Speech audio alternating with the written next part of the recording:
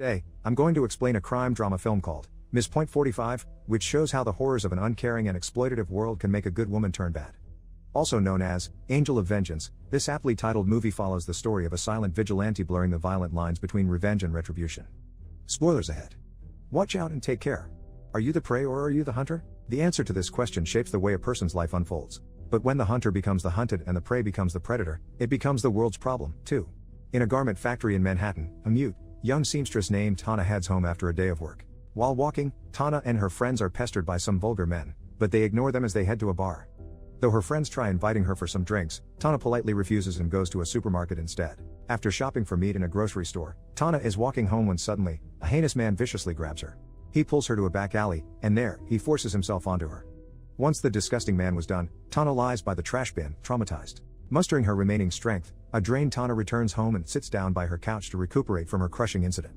Already, it's clear that Tana and her friends are navigating an environment that treats them as little more than meat to be consumed. From the way they've been ogled at and catcalled with every step of the way, many of the men around them just make the streets uncomfortable for them to travel. To Tana's friends, they were little more than a nuisance, but to Tana, these men became a real and tangible danger. The unnerving thing is, it didn't have to be just Tana. Any lone woman could have taken her place and suffered the same tragedy as her. But just when it feels like Tana's day couldn't get worse, it did. Tana is suddenly confronted by a burglar, who threatens to kill her if she dares scream. Despite his demands for money, Tana is unable to speak, annoying the burglar. But he soon realizes that she's mute, and upon noticing her torn clothes, he decides to take advantage of her. The burglar lays Tana on the floor as he shamelessly forces himself on her, repeating the evils that Tana just experienced earlier. At first, Tana could only lie helplessly on the floor while the burglar continues, but in a bout of quick thinking, she grabs a glass ball near her. Hearing the burglar drop his gun, Tana immediately strikes him, making him fall to the floor. Tana quickly gets up and picks up an iron before smashing it against the burglar's head. Dazed, Tana pulls the burglar to her bathtub. As she struggles with it, she suddenly hears a dog barking outside. She quickly fixes her apartment, hides the bloody iron under the couch, then covers herself up. Finally, she cautiously checks outside to see if anyone's there. After finding no one outside, Tana falls to the ground in a mix of fear and relief. After being forced into one soul-crushing evil after another, it's almost a wonder how Tana can still pick herself up and fight against her second assailant. Unfortunately, that's the world Tana lives in, and she has no other choice but to fight and even kill to survive. Naturally, being the victim of a harrowing crime can change a person, but killing, even if in self-defense, can also have that effect. The next day in the garment factory, Tana's boss, Albert, scolds one of the workers there, scaring the other women inside. After looking at a trash bag, an idea strikes Tana, and she freezes in shock, alarming her coworkers. As they ask her how she's feeling, Tana tries nodding at them, but she soon zones out with memories from the previous night still haunting her.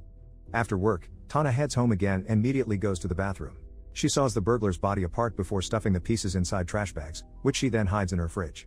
Afterwards, Tana cleans up her bathroom, removing the evidence of her brutal attacker. Once she's finished, Tana stares at herself in the mirror, still clearly traumatized from everything that happened. Suddenly, she hears water coming from the drain, so she checks on it. There, she realizes that bits of the burglar's flesh are clogging up the drain, but Tana just heads to bed and rests for the night. The next morning, Tana leaves the apartment to throw the dismembered body into a trash bin along the streets. With that, she heads to work. There's some poetic justice to be had with the way the burglar's body has been chopped into pieces and disposed of as if it were meat. In the beginning, it was Tana and her friends who were being treated like meat on display. Now, the burglar is being treated with the same disregard and brutality. In the garment factory, Tana irons a dress before she zones out. Still remembering the horrors of the other night's ordeal, she accidentally burns the dress.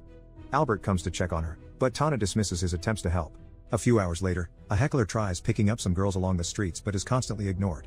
Feeling hopeless, he desperately tries looking for more when he suddenly spots Tana getting off a taxi. Tana quickly walks, dropping a bag of the burglar's body on the streets, and the heckler notices this. He then follows her and tries to return the bag to her.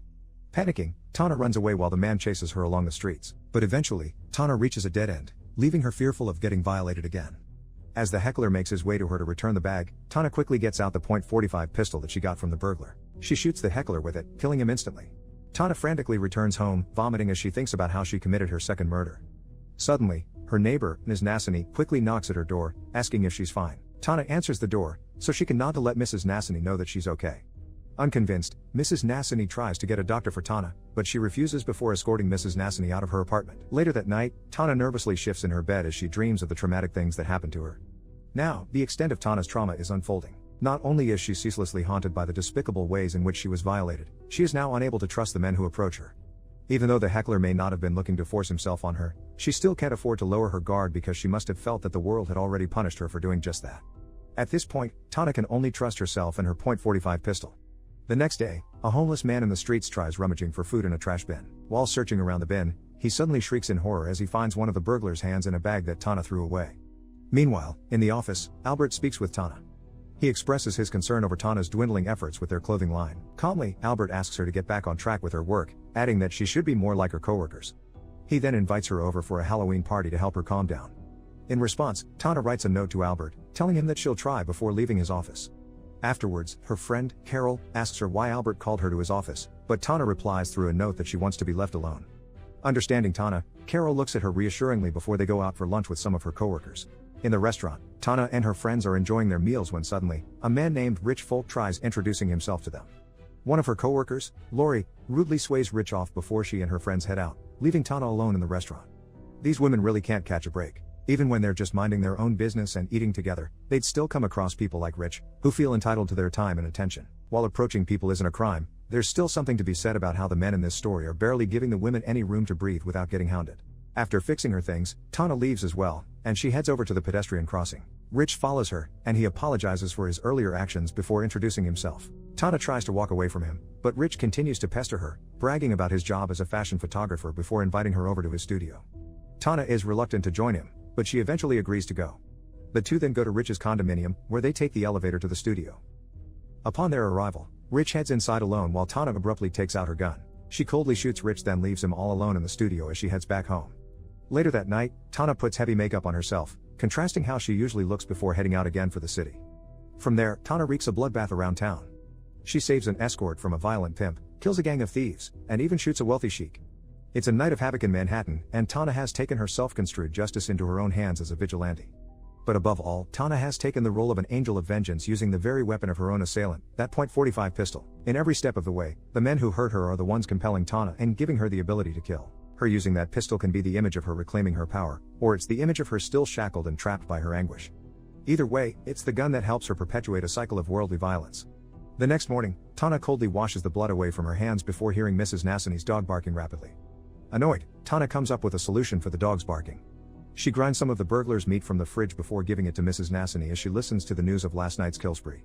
A few hours later, Tana heads out, and she disposes of some of the burglar's body parts again on her way to the factory. In his office, Albert scolds Tana for not returning to work the previous day, which worried him and the rest of her coworkers. Tana sheepishly listens to Albert's tirades, and he's disappointed that she isn't even going to the Halloween party. But Tana cuts him off, writing a note saying that she wants to go. Amused, Albert invites Tana to the party as his partner, and Tana coldly accepts. Shortly after, Albert and Tana join the rest of their coworkers as they watch Lori hook up with a man. The group laughs at the sight, amused by Lori's intensity, while Albert and Tana share seductive looks.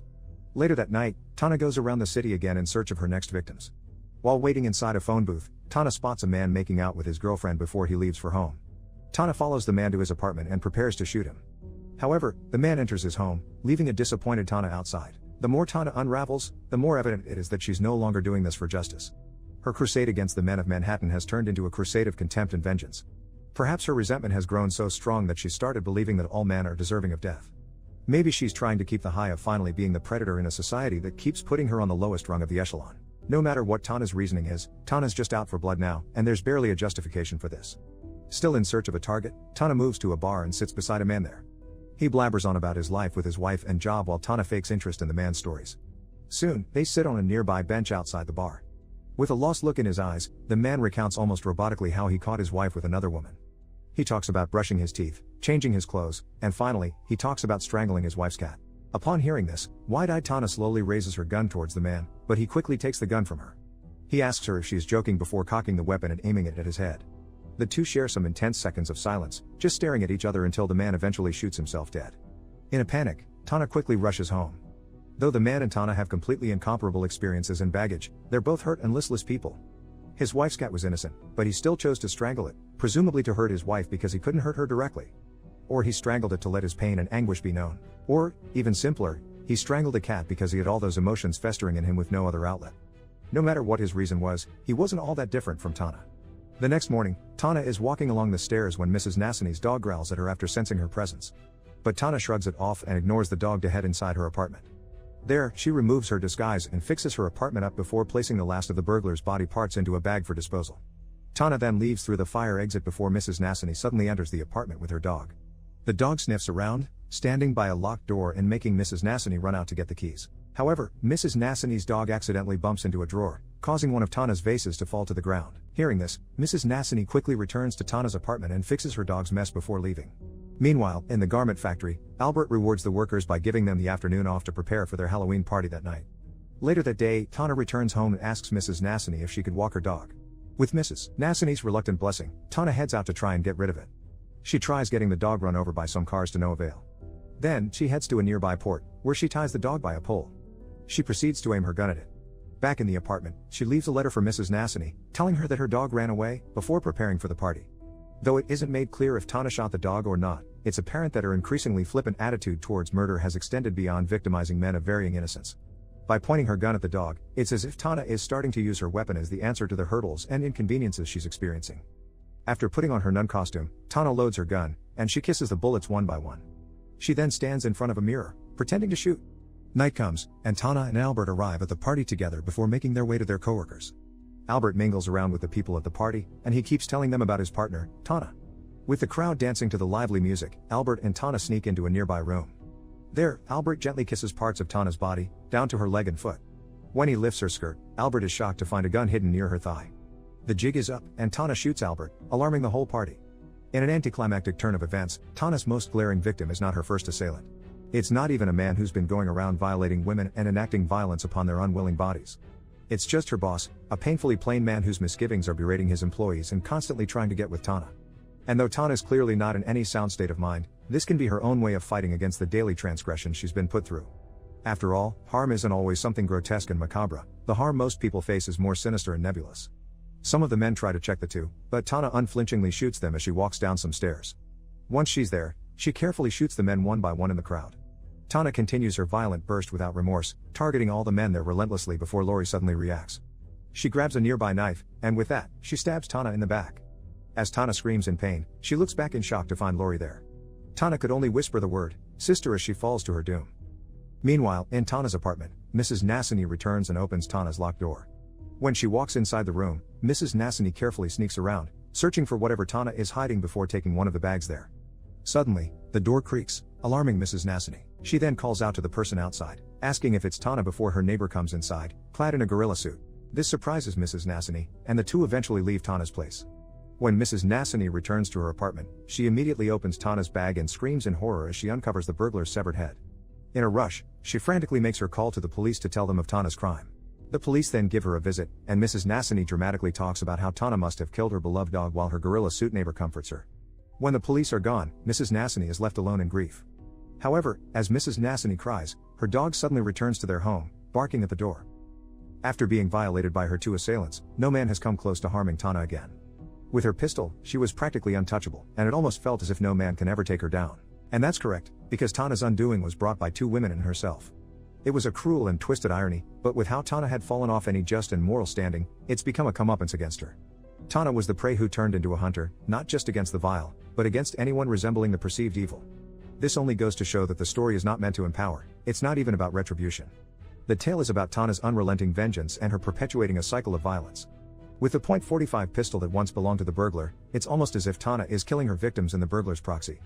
It's the wretched effect he had on Tana, seeping through her and damning every man around her. Though unapparent at first glance, this is also a cautionary tale about how one's act of evil can affect even those who they never came into contact with. Subscribe to watch more videos like this. Turn on notifications. And leave a like, it really helps the channel out. Thank you for watching.